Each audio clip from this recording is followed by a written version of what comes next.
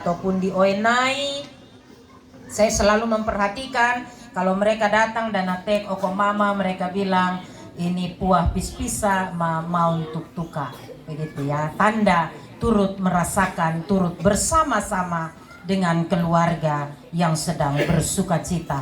Ini merupakan dalam tradisi ini kita melihat ada nilai saling menolong, nilai saling menopang, nilai kasih. Nah, Bapak Mama saudara-saudari, bicara tentang kasih dan damai itu adalah nilai yang sangat penting tadi saya bilang di dalam sebuah kehidupan persekutuan. Itu dia ibarat sebuah mata uang. Jadi kalau sudah ada kasih pasti akan tercipta damai. Di mana nilai damai itu semakin sulit untuk diwujudkan. Apalagi di masyarakat perkotaan, ketika orang mulai semakin individualis, semakin mementingkan diri sendiri, akhirnya nilai-nilai itu mulai tergerus. Kalau ini tidak kita ajarkan kepada anak-anak kita, maka kearifan-kearifan lokal itu bisa kemudian yang dimiliki oleh masyarakat, baik itu Atuin Meto atau masyarakat-masyarakat dari suku yang lain, kalau itu tidak ditanamkan maka dia bisa hilang. Nah, Bapak Mama saudara-saudari, teks firman Tuhan yang saya pilihkan bagi kita untuk kita renungkan bersama di dalam 1 Petrus pasal 3 ayat 8 sampai 12. Di situ juga bicara tentang hubungan yang ideal yang seharusnya tercipta dalam sebuah persekutuan, di mana nilai-nilai itu menjadi identitas sebagai umat Kristen. Dan oleh Petrus, dua hubungan itu mencakup yang pertama, hubungan kepada sesama orang Kristen. Ayatnya yang ke-8. Nah, ayat ini diawali dengan kalimat dan akhirnya. Kalimat ini tidak berarti bahwa ini surat terakhir dari Petrus atau surat ini akan berakhir, tetapi itu merupakan sebuah perintah terakhir atau merupakan sebuah perintah terakhir. Tetapi kalimat itu lebih kepada bahwa dan kesimpulannya. Jadi setelah dia menjelaskan beberapa hal tentang hidup sebagai suami istri dan seterusnya, dia bilang dan kesimpulannya. Petrus menyimpulkan bahwa pola hubungan yang benar dalam hubungan sesama orang Kristen adalah kasih. Kasih itu berlaku untuk semua jemaat yang oleh Petrus itu diartikan sebagai seia sekata. Artinya satu pikiran dan harmonis. Jadi seia sekata di sini tidak hanya mencakup urusan kemanusiaan, tetapi termasuk juga untuk melakukan kehendak Allah. Saya kira kalau tidak ada kata seia sekata dalam hubungan dua keluarga besar ini, keluarga Boimau dan keluarga Selan dan semua rumpun keluarga tidak seia sekata, kita tidak bisa berkumpul hari ini. Ya memang untuk sampai di seia sekata itu ada banyak proses. Bahkan untuk gereja juga agak sedikit sulit-sulit begitu. Untuk sampai di kata seia sekata itu. Ya. Tapi akhirnya juga pada hari ini kita bisa bertemu. Dan acara peminangan apa yang menjadi tujuan keluarga bisa berjalan dengan baik. Yang kedua adalah seperasaan. Artinya ada simpati, merasakan apa yang orang lain rasakan. Di sini dituntut adanya keterlibatan secara aktif yang mendalam.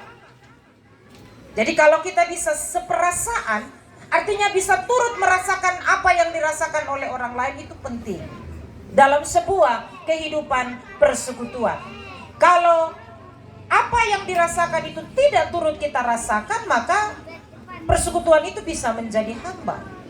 Harus sama seperti lagu Ale Rasa Beta Rasa, begitu ya. Jadi tidak hanya satu pihak saja yang berbahagia. Tidak hanya bilang ya ini karena keluarga perempuan yang urus, yang laki-laki tidak, atau sebaliknya, tidak bisa seperti itu. Harus seperasaan. Mengasihi saudara-saudara, itu yang ketiga. Berarti memiliki kasih persaudaraan. Kasih dalam pengertian ini adalah memperlakukan orang lain selayaknya saudara sendiri. Ada unsur tanggung jawab, saling melengkapi dan menjaga. Ini penting. Biasanya Bapak Mama bertemu dua keluarga itu agak susah, tapi saya pikir ini sesama orang Timur pasti agak saling mengerti, saling memahami, itu lebih baik. Ya, jadi ini lebih mudah. Penyayang berarti ramah, lemah lembut, berbelas kasih. Ini dibutuhkan dalam kehidupan persekutuan, tetapi juga di dalam kehidupan berumah tangga. Ya, mereka berdua sudah mengikuti kelas katekisasi pranikah kurang lebih 1 bulan. Ya, mereka mengikuti pelajaran, mempersiapkan diri untuk bisa masuk dalam sebuah pernikahan. Kalau tanpa sertifikat katekisasi pranikah, tidak bisa masuk dalam pernikahan. Rendah hati. Nah, ini penting sekali. Dalam bacaan firman Tuhan ini juga dalam kita berhadapan dengan konteks penganiayaan yang sedang dihadapi oleh orang Kristen pada saat itu. Nah, ini juga dapat melemahkan iman. Tetapi dengan adanya persoalan internal itu, justru jemaat justru semakin kuat, semakin bertahan secara rohani, jasmani, dan juga unsur-unsur yang lain. Itu yang pertama. Tadi dalam 2 hubungan. Hubungan yang kedua adalah hubungan dengan mereka yang non-Kristen. Ayat 9 sampai dengan ayat 12. Belajar dari Tuhan Yesus, maka orang Kristen harus belajar untuk menghadapi orang yang membenci mereka dengan cara yang benar. Ini prinsip damai. Tadi yang pertama kasih, tetapi berhubungan dengan orang lain, prinsip damai ini perlu untuk dilaksanakan. Tidak membalas kejahatan dengan kejahatan. Kualitas kehidupan yang diberkati itu tidak membalas caci maki dengan caci maki. Ingat toh, kalau ada yang kurang, nah jangan satu kemudian nasupin lalu yang lain juga balas, maka yang terjadi tidak ada damai, tidak ada sukacita. Petrus memberikan resep hidup bahagia di tengah-tengah situasi penindasan, di tengah-tengah situasi yang menekan. Orang Kristen harus tetap mengusahakan kebaikan. Mereka harus menunjukkan diri sebagai orang-orang yang membawa damai. Dan pada akhirnya orang Kristen diharapkan juga untuk tidak boleh takut menghadapi situasi apapun. Satu jaminan kita, yaitu Tuhan berpihak kepada kita. Itu yang harus kita laksanakan di dalam kehidupan sebagai sebuah persekutuan. Bapak, Mama, saudara-saudara yang kekasih, hari ini kasih dan damai itu telah dinyatakan lewat peminangan yang sudah dilakukan oleh keluarga Boy Mau terhadap keluarga Selan untuk 2 anak kekasih, Yeri dan Yesi. Ya. Mereka akan membentuk sebuah persekutuan sebagai keluarga. Tetapi juga persekutuan 2 keluarga besar, melibatkan banyak orang di dalamnya. Karena itu saling menopang, saling menolong dalam kasih dan damai itu sangat penting. Firman Tuhan memberkati kita untuk seia, sekata, seperasaan, saling mengasihi. Kalau kita dapat melakukan itu, nama Tuhan dipermuliakan. Tapi yang paling penting juga, kita bisa merasakan persekutuan yang erat. Bentuknya bisa macam-macam, bisa tradisi manekat dan berbagai contoh-contoh lain di dalam kehidupan. Persekutuan ini akan menjadi identitas Kristiani kita yang harus dipelihara di dalam kehidupan kita tiap-tiap hari. Rumah tangga Yeri dan Yesi akan menjadi miniatur persekutuan 2 keluarga besar, keluarga Boy Mau dan keluarga Selan, serta rumpun keluarga besar lainnya. Nasihat firman Tuhan ini menolong tidak hanya bagi keluarga yang berbahagia saat ini, tidak hanya bagi Yeri dan Yesi, tetapi bagi kita semua yang ada pada saat ini. Biarlah kasih dan damai itu senantiasa ada di dalam kehidupan kita tiap-tiap hari. Amin. Bapak, Mama, saudara-saudari yang kekasih, respon kita atas firman Tuhan yang sudah kita dengarkan dan kita renungkan bersama pada saat ini. Kita akan memberikan persembahan syukur kita kepada Tuhan. Kita akan melakukan NKB nomor 133 ayat 1. Dan padamu ya Allah atas segala rahmat-Mu dan syukur padamu ya Allah.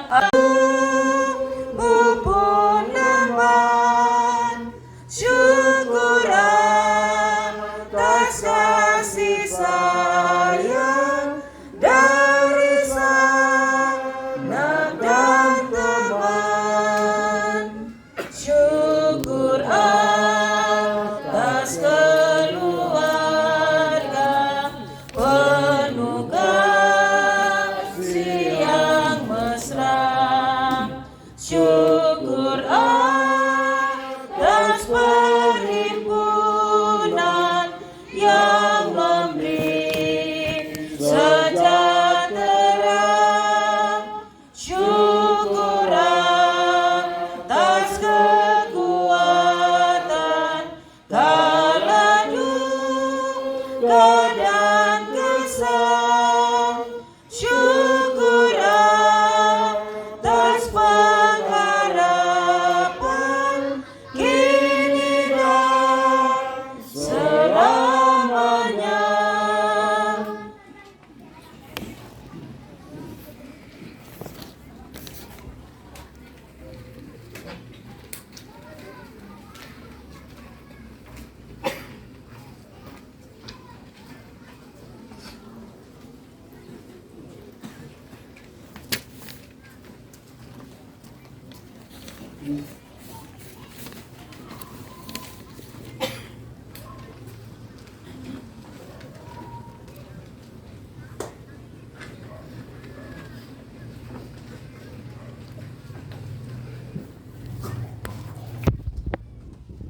Puji, hormat, dan syukur kami panjatkan ke hadapan hadirat-Mu Tuhan, untuk kasih kemurahan-Mu yang begitu besar boleh kami alami di sepanjang kehidupan kami.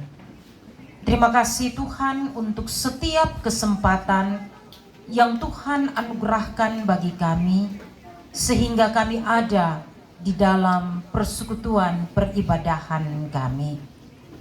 Dalam sukacita dua keluarga besar Boy Mau dan keluarga besar Selan, sukacita boleh dialami. Kami juga diberi kesempatan untuk merenungkan firman Tuhan, bahwa kasih dan damai haruslah melandasi persekutuan yang terjadi pada saat ini ya Tuhan.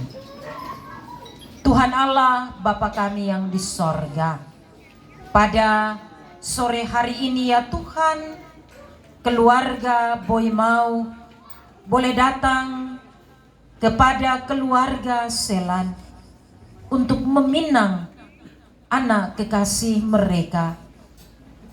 Tuhan Allah Bapa kami yang di sorga, peminangan sudah berjalan dengan baik. Semuanya ini terjadi semata-mata karena kasih dan pertolongan Tuhan. Tuhan menumbuhkan kesepakatan-kesepakatan di dalam persekutuan dua keluarga besar ini ya Tuhan, sehingga maksud indah bagi dua anak kekasih kami, Yeri dan Yesi, boleh berjalan dengan baik. Tuhan Allah Bapa kami yang di sorga, untuk itu syukur kami naikkan kepadamu ya Tuhan. Seluruh rencana keluarga berkenaan dengan pernikahan Yeri dan Yesi, kami taruh ke dalam tangan-Mu ya Tuhan. Biarlah ya Tuhan semua rencana keluarga boleh berjalan dengan baik dalam tuntunan kasih-Mu ya Tuhan. Jauhkanlah dua keluarga besar ini dari tantangan, sehingga persekutuan dua keluarga besar dalam pernikahan anak-anak mereka Yeri dan Yesi boleh berjalan pada besok hari dengan penuh sukacita, karena Tuhan sendiri yang menolong, Tuhan sendiri yang menuntun. Terima kasih ya Tuhan, sukacita ini terjadi karena pertolongan Tuhan semata. Tuhan Allah Bapa kami yang di sorga, seluruh rangkaian acara keluarga yang hari ini akan diselesaikan berkenaan dengan adat istiadat kami sebagai orang Timor ataupun orang-orang yang berbudaya.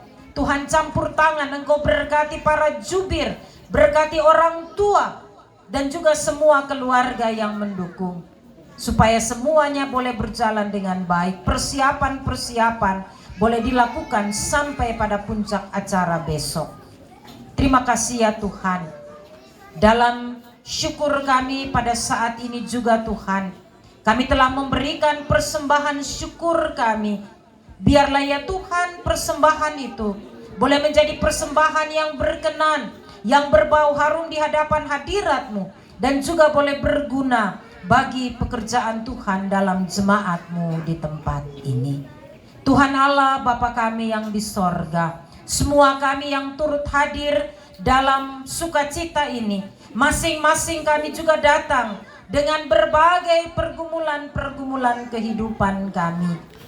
Kami percaya ya Tuhan, Tuhan akan menolong dan memberkati kami ketika kami menyerahkan seluruh pergumulan itu ke dalam tangan-Mu ya Tuhan. Biarlah ya Tuhan sebagai